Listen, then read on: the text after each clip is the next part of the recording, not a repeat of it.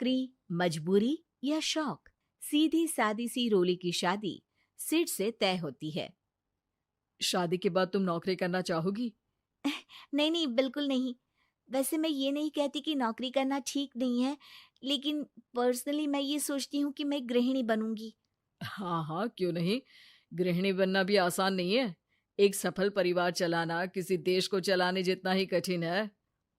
रोली को सिड का साथ और बात दोनों अच्छी लगती है, और फिर वो दिन भी आ जाता है जब दोनों की शादी हो जाती है। शादी के बाद ये क्या, सारा दिन किचन कपड़े और चार दीवारों के आगे पीछे घूमती रहती है। जा बाहर निकल कर देख, कितनी स्मार्ट लगती हैं वो औरतें जो नौकरी करती है। हाँ, अच्छी तो लगती है सासू माँ, लेकिन मैं नौकरी नहीं कर सकती। मेरा मन घर के कामों में ही लगता है। अरे मेरी बेटी तो कमाती है, अपने को फिट भी रखती है और सास को भी खूब शॉपिंग करवाती है। अच्छी बात है ना सासू माँ। मैं तो जो है उसी में संतोष मान लेती हूँ। बरकत होनी होगी तो इसी में भी हो जाएगी। ये बोलकर रोली चली जाती है। एक दिन सास की सहेली घर आती है, जहाँ रोली उन्हें चाय के साथ कई तरह के पकवान बनाकर खिलाती है। अरे वाह, तेरी बहू तो बहुत गुणी है। कितना सब बनाकर ले आई।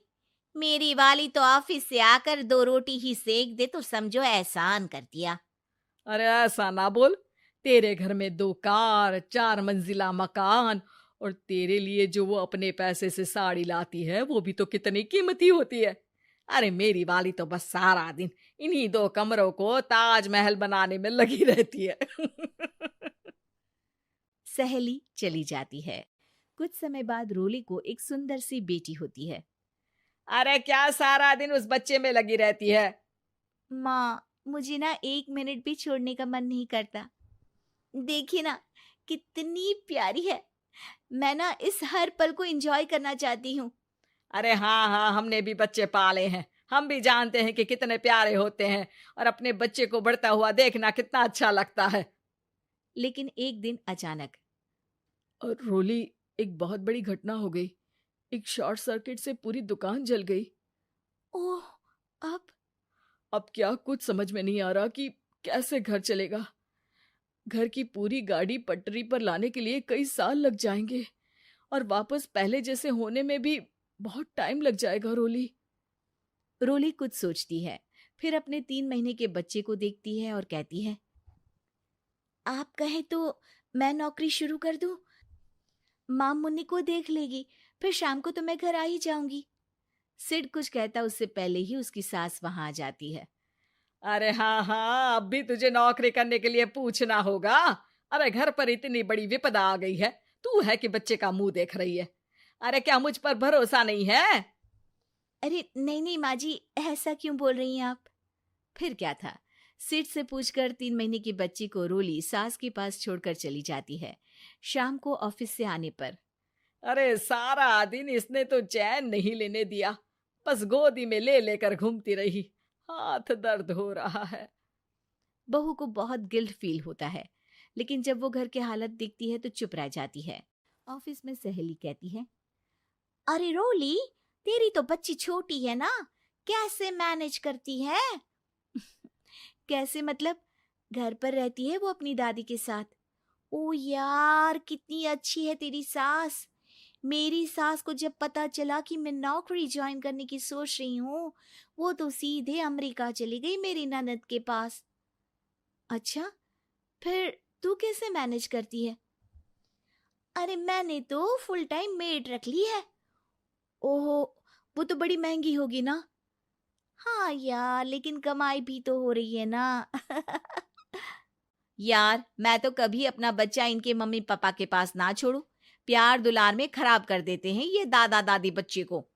नहीं नहीं, मुझे अपनी सास पर पूरा विश्वास है। जो मेरे पति को इतनी अच्छी शिक्षा के साथ बड़ा कर सकती हैं, वो मेरी बच्ची को कभी नहीं बिगाड़ेगी। खैर, रोली की इस सोच से उलट पड़ोसियों के बीच हाथ में बच्ची पकड़े रोली की सास कहती है, अरे क्या बताऊं, सारा दिन बहू बाहर रहती है। पहले अपने बच्चे पालो, फिर बच्चों के बच्चे। अरे अपना जीवन तो कुछ रहा ही नहीं। अरे नहाने भी जाती हूं ना तो इसे साथ रखती हूँ, कल को कहीं गिर गई या चोट लग गई तो बहू तो हमारी खाल उखाड़ लेगी ना। अरे ऐसा भी क्या डरना बहू से, नौकरी थोड़ी की है उसकी। अब क्या बताऊं, पढ़ी लिखी लड़कियां हैं आजकल की। चलो चलती हूँ, सब्जी बनाने का वक्त हो गया है। बच्चे आएंगे तो खाना तो बना मिले। सास ये बोलकर वहां से चली जाती है कि तभी रोली ऑफिस से घर पहुंचती है। बाहर पड़ोसियों को देखकर, नमस्ते आंटी जी, कैसी हैं आप? अरे बहुत अच्छी हूँ, लेकिन तेरी किस्मत तो सबसे अच्छी है। क्या सास पाई है, मोती दान किए होंगे तूने। तेरा बच्चा भी देखती है, खाना भी बनाती है। बेचारी बहुत काम करती है तेरी सास। हाँ आंटी, सही बोल रही हैं आप। अब ऑफिस भी दूर है तो आने जाने में वक्त चला जाता है। खैर चलती हूँ। हाँ हाँ बेटा जाओ, गर्मा गर्म खाना खाओ। रोली घर आती है, जहां सास एक बार फिर छोटी सी मुन्नी की शरारतें गिनाने में लग जाती है। अरे आज तो इसकी वजह से मुझे 2 बार कपड़े बदलने पड़े। बार बार पानी गिरा दे रही थी। दोपहर में थोड़ा सोचा कि आराम कर लूं तो दूध के लिए रोने लगी। हाय, मैं तो परेशान ही हो गई। रोली को सास की बात अब कुछ अजीब लगती है, पर वो जल्दी से कपड़े बदलकर किचन में जाकर रोटियां बनाने लगती है। सारा महीना काम करने के बाद रोली को सैलरी मिलती है। वो पैसे लेकर सीधे सास के पास जाती है। माँ जी, ये मेरी सैलरी। आपने हर कदम में इस घर का साथ दिया। मैं नौकरी करने के पक्ष में नहीं थी। मैं तो अपने बच्चे को बढ़ता देखना चाहती थी। मैं थोड़े में भी खुशी थी। कभी मैंने आपको किचन में पैर नहीं रखने दिया था। घर की मुसीबत नहीं आती तो मैं कभी इन जिम्मेदारियों को आप पर पड़ने नहीं देती। अब सास समझ चुकी थी कि उसकी गलती कहाँ है।